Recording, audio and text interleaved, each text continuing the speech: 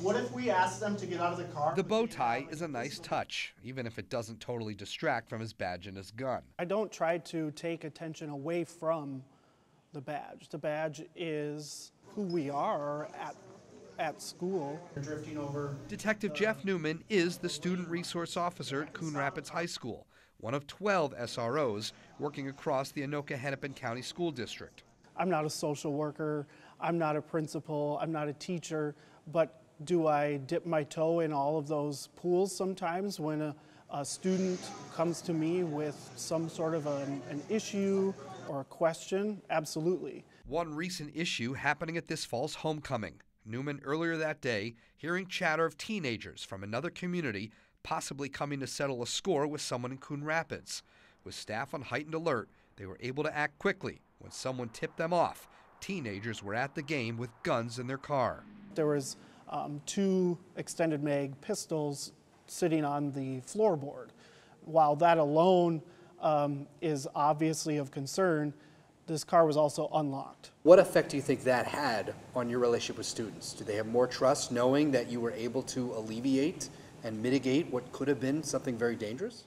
I think so. My goal is just to forge these relationships and get people comfortable with speaking to the police. And I think that's happened a lot.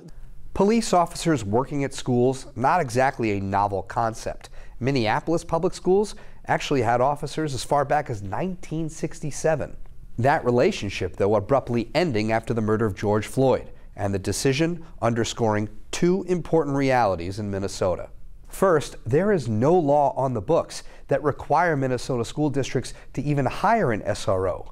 And 2, because of that, there is no uniformity in who or what the role of an SRO should even look like. In 2010, Minneapolis Public Schools employed as many as 20 police officers.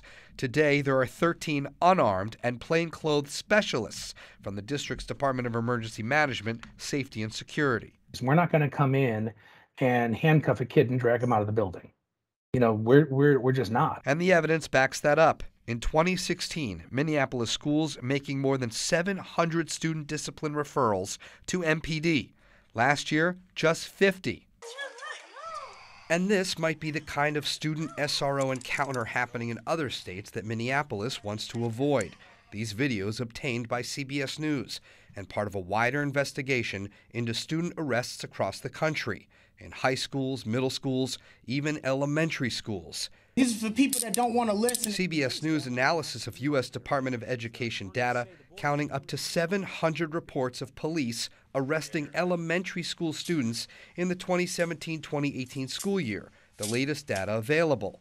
Overall calls to police more than 11,000 times, so it's still rare for an officer to actually put a kid in handcuffs. Any traumatic encounter, though, might be enough to imprison a developing mind. Generally speaking, I've worked with kids who have experienced intense sadness, intense anxiety, intense shame, confusion, feeling really helpless because they don't fully understand as to why I'm being punished this way and why did it have to be this way. In Minnesota specifically, the CBS data analysis showing drastically reduced numbers of student arrests and calls compared to other states. The board's resolution was specific to Minneapolis Police Department based on a reaction to the murder of George Floyd. But the reality is that it's not as simple as saying, well, then somebody else just come in and do it. The trauma that everyone experienced is real. And so if you put just any other law enforcement agency in, that's not a change. That's not different to people. That doesn't feel different. The district says it still will call police for serious cases like weapons or assaults, but administrators really trying to avoid what they refer to as the school-to-prison pipeline. I don't think there's a reluctance to call MPD. There's been a shift in the mindset of folks as to what is necessary to call the police versus what can be handled from a school district standpoint, what can be handled from a restorative standpoint. If there's a kid with a gun, a principal cannot fully manage that. So they need support.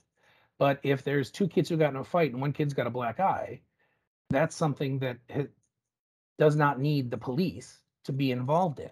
it allows the police officers. In to Coon then Rapids, take Detective action. Jeff Newman telling us he also recognizes the lingering tensions surrounding any police department in Minnesota, and he's not shy about sharing that in the classroom. The best he can do, he says, is just be the best version of himself, both as an officer and an individual. Being a police officer, that's not my identity. I'm a person outside of this. This is my job. I take a lot of pride in it. Jonah Kaplan, WCCO 4 News. Like, I don't know how much you got to see in that